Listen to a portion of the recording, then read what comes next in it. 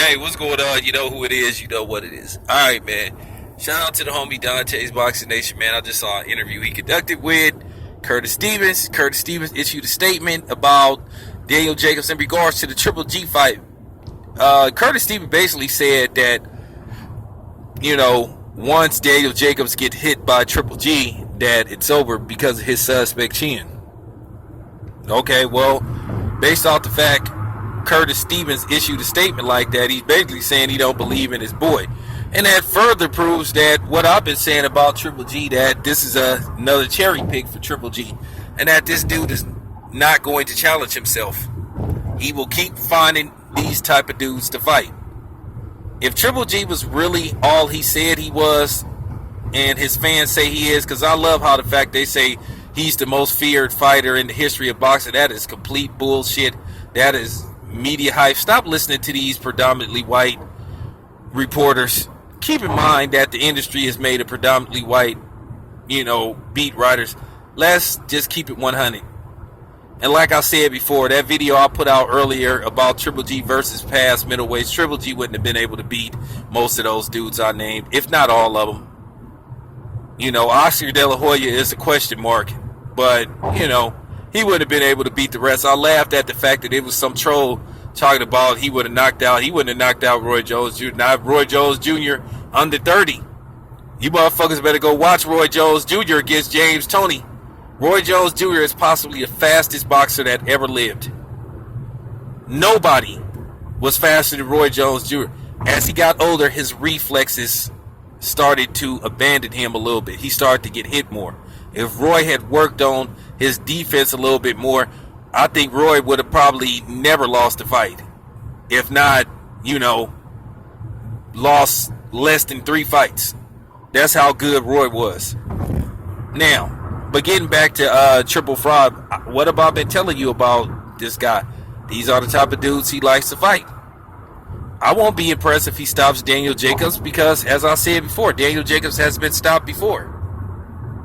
And he was floored by light punching, Sergio Mora. So it is a question of his chin. That's the only reason why Triple G took this fight. I guarantee you, if Daniel Jacobs was an undefeated fighter, Triple G wouldn't have went near Daniel Jacobs. He doesn't seem to want to fight undefeated pound for pound. And you fucking Triple G fans can stop with that bullshit that everybody's ducking him. That's the biggest crock of shit I ever heard. The most feared fighter on the planet is Errol Spence. There's junior middleweights that's hesitant to fight him. And as you can see, Kell Brook is scared to death of this dude. Nobody wants to fight this dude. He's the most feared, not fucking Triple G. And unlike Triple G, Errol Spence will fight anybody. He will fight anybody, straight up. Undefeated, 1 loss, 2 loss, Errol Spence will fight them. Triple G looks for certain guys to fight that fits his style. Man ain't fought a slick boxer before in his life.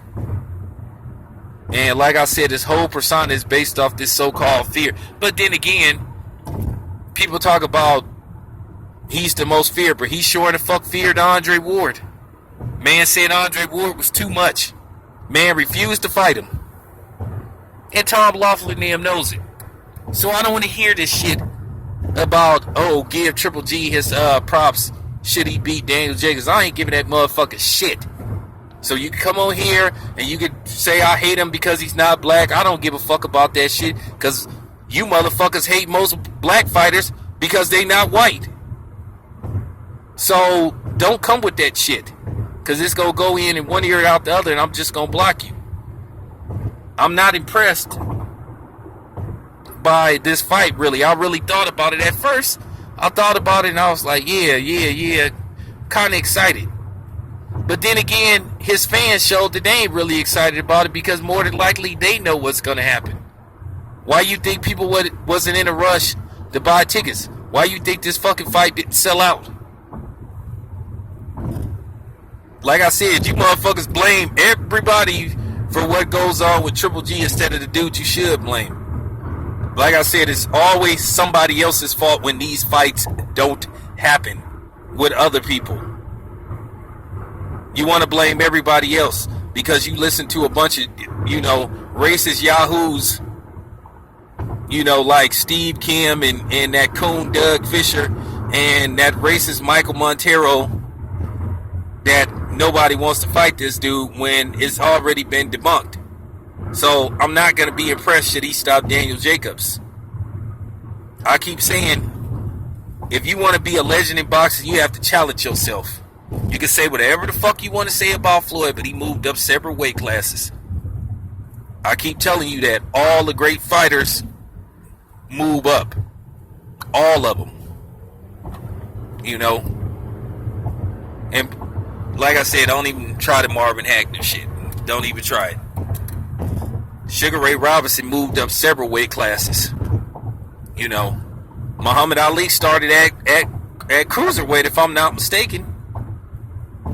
Roy Jones Jr. moved up several weight classes. Roy Jones Jr. went as high as heavyweight. James Toney went from middleweight to heavyweight and beat Evander Holyfield. He beat a Hall of Famer. So that's what I'm saying.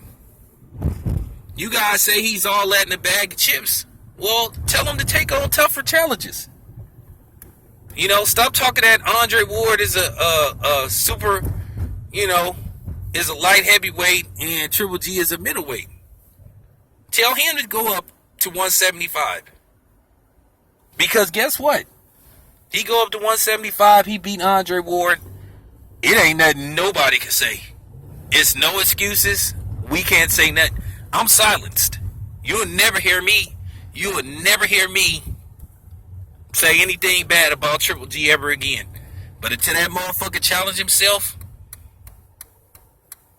and stop fighting these technically flawed fighters in this mediocre competition, he gets no props from me. I'm out.